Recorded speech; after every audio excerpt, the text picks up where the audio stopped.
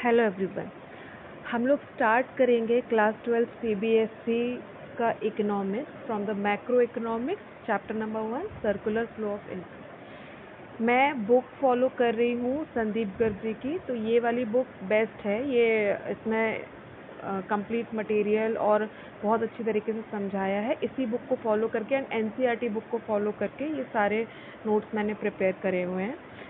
चलिए तो हम स्टार्ट करते हैं chapter circular flow of income. Chapter में जो आप पढ़ने वाले हैं ये 5 चीज़ें आप इस चैप्टर में पढ़ेंगे। पहला है क्या, तो इसका इंट्रोडक्शन, देन इसके बाद में सर्कुलर फ्लो ऑफ इनकम का मीनिंग है, स्टॉक एंड फ्लो का कॉन्सेप्ट है, देन सर्कुलर फ्लो के टाइप्स हैं और सिंपल इकोनॉमी में सर्कुलर फ्लो कैसा रहता है इसके बारे में। तो introduction, meaning of circular flow of income, stock and flow concept, types of circular flow in simple economy, ये 5 चीज़ें हम इस चैप्टर में पढ़ने वाले हैं।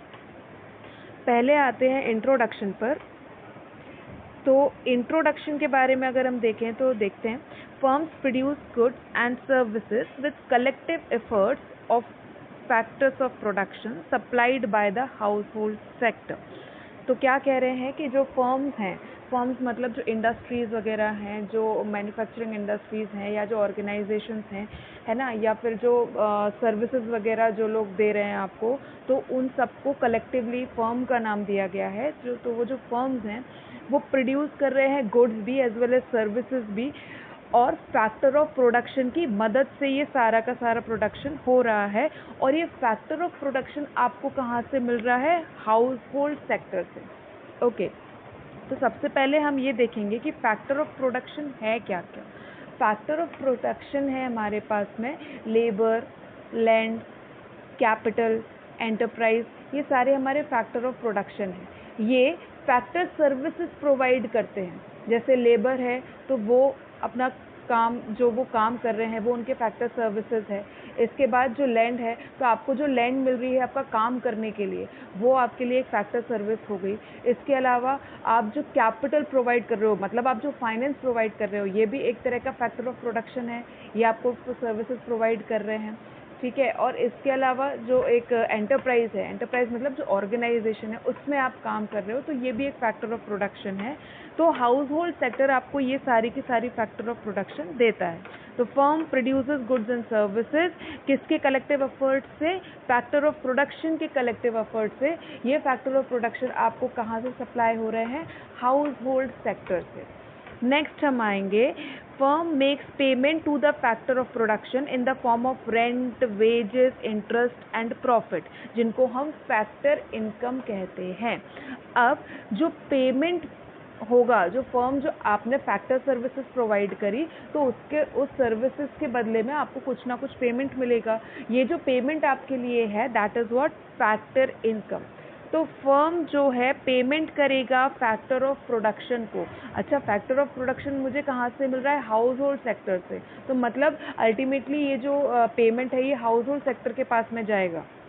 तो firms makes payment to the factor of production, किस फॉर्म में जाएगा? अगर लैंड है तो रेंट के फॉर्म में जाएगा, लेबर है तो वेजेस के फॉर्म में जाएगा, कैपिटल है तो इंटरेस्ट के फॉर्म में जाएगा, और अगर एंटरप्राइज है या तो प्रॉफिट के फॉर्म में जाएगा। तो ये आपके फैक्टर इनकम हो गए, जो आपको फैक्टर सर्विसेज प्रोवाइड करने के बदले में मिलेगा। अब हाउस होल्ड सेक्टर को फैक्टर पेमेंट के रूप में पैसा मिला है, तो हाउस होल्ड सेक्टर इस पैसे को उन्हीं गुड्स एंड सर्विसेज को परचेज करने में लगाएगा जो कि फर्म्स ने प्रोड्यूस करी है with the collective efforts of factor of production. तो हाउस होल्ड सेक्टर इन पैसों को उन्हीं गुड्स एंड सर्विसेज को खरीदने में लगाएगा। तो इस तरीके से ये एक सर्कुलर फ्लो ऑफ इनकम बनता है। इसको हम थोड़ा और डिटेल में देखेंगे। देखिए,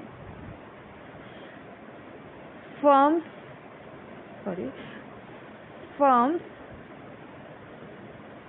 करेंगे प्रोडक्शन। फर्म्स में ये जो प्रोडक्शन होगा, ये प्रोडक्शन कौन करेगा? फैक्टर ऑफ प्रोडक्शन, जो हमें कहाँ से मिल रहा है? ये फैक्टर ऑफ प्रोडक्शन मुझे मिल रहा है हाउस होल्ड सेक्टर से। ठीक है, अच्छा, ये factor of factor of production आपको जो मिल रहा है ये कहलाएगी, ये जो सर्विसेज आपको दे रहे हैं इनको हम कहेंगे फैक्टर सर्विसेज। अब फैक्टर सर्विसेज देने के बदले में फर्म इनको क्या देगा, इनकम देगा। यहाँ पे इनको मिलेगी इनकम और इसको क्या मिलेगा, सर्विसेज, ठीक है ना। तो फर्म्स को सर्विसेज मिलेगी और firms in factor of production को इनकम देगा, फैक्टर पेमेंट देगा। ओके, अब जो हाउस होल्ड सेक्टर है या फिर जो फैक्टर ऑफ प्रोडक्शन है वो इन फैक्टर पेमेंट को खर्च करेगा किसमें, इन्हीं गुड्स एंड सर्विसेज को परचेज करने में जो उन्होंने प्रोड्यूस करी है, जो उन्होंने प्रोड्यूस करी है फर्म में, ठीक है। तो जो गुड्स एंड सर्विसेज को खरीदने में जो ये पैसा खर्च कर रहे हैं इसे हम बोलते हैं कंजम्पशन एक्सपेंडिचर। क्या कहते हैं इसको हम, कंजम्पशन एक्सपेंडिचर। तो फिर से आते हैं इस पर, देखें circular flow of income, circular flow of income अगर हम देखेंगे तो it refers to the cycle of generation of income. Generation कहाँ से हो रहा है, जब आपने प्रोडक्शन किया, ठीक है ना, और प्रोडक्शन फैक्टर ऑफ प्रोडक्शन की मदद से आपने क्या नाम से प्रोडक्शन किया इन द प्रोडक्शन प्रोसेस, फिर इसको आप फैक्टर ऑफ प्रोडक्शन में डिस्ट्रीब्यूट कर रहे हैं और फाइनली ये जो डिस्ट्रीब्यूशन से आपको जो पैसा मिला है ये पैसा आप फिर से हाउस होल्ड से फर्म की तरफ में जाएगा। इसको हम एक डायग्राम से और अच्छे से समझेंगे। ये देखें, सबसे पहले प्रोडक्शन फेज हमारे पास क्या है, प्रोडक्शन फेज में होगा generation of income. Generation of income मतलब फैक्टर ऑफ प्रोडक्शन ने मिलकर जो प्रोडक्शन किया है, फर्म्स ने जो प्रोडक्शन किया है। फिर यहाँ पर इनकम फेज, इनकम फेज का मतलब क्या है, जो इनको इनकम मिली इससे वो उन्होंने फैक्टर ऑफ प्रोडक्शन में इनकम डिस्ट्रीब्यूट करी है।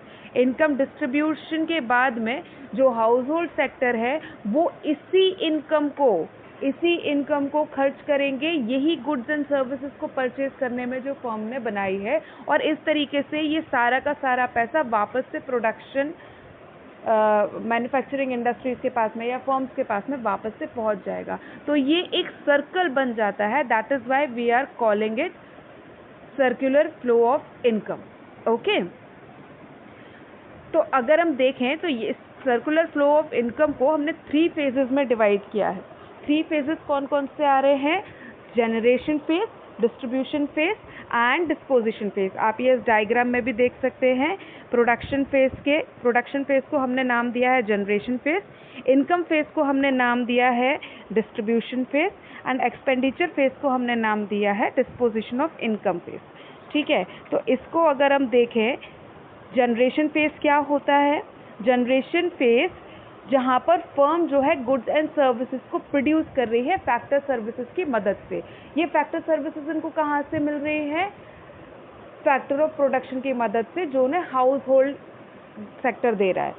अब प्रोडक्शन हो गया, अब डिस्ट्रीब्यूशन फेज आएगा। यहाँ पर फैक्टर इनकम की बात हो रही है कि क्योंकि आपको फैक्टर ऑफ प्रोडक्शन से फैक्टर सर्विसेज मिली है, हाउस होल्ड सेक्टर से आपको फैक्टर सर्विसेज मिली है, तो अब हम उनको इसके बदले में फैक्टर पेमेंट देंगे इन the form of rent, wages, interest and profit, ठीक है। तो ये जो पेमेंट है ये फर्म से हाउस होल्ड की तरफ जाएगा। ओके, अब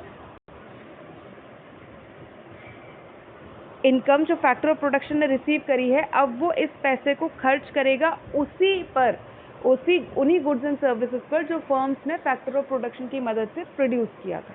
इस तरीके से ये सारा का सारा पैसा वापस से फर्म्स के पास में पहुंच जाएगा। So that is all about the circular flow of income. It is the meaning of circular flow of income which is divided into 3 phases, that is generation phase, distribution phase and disposition phase, या फिर हम इसको expenditure phase भी बोलते हैं। Expenditure phase क्यों बोल रहे हैं, क्योंकि यहाँ पर फैक्टर ऑफ प्रोडक्शन ने जो इनकम रिसीव करी है उसे वो इन द फॉर्म ऑफ एक्सपेंडिचर खर्च कर रहे हैं उन्हीं गुड्स एंड सर्विसेज को खरीदने में। अच्छा, ये जो पैसा जो खर्च वो कर रहे हैं, इस खर्चे को हमने क्या नाम दिया है, कंजम्पशन एक्सपेंडिचर, क्योंकि वो इस पैसे को कंज्यूम कर रहे हैं, उन गुड्स एंड सर्विसेज को कंज्यूम कर रहे हैं उसे खरीद के। So that's all about the circular flow of income. In the next class, we will study about the stock and flow concept. Okay, please subscribe the channel for the upcoming video. Thank you.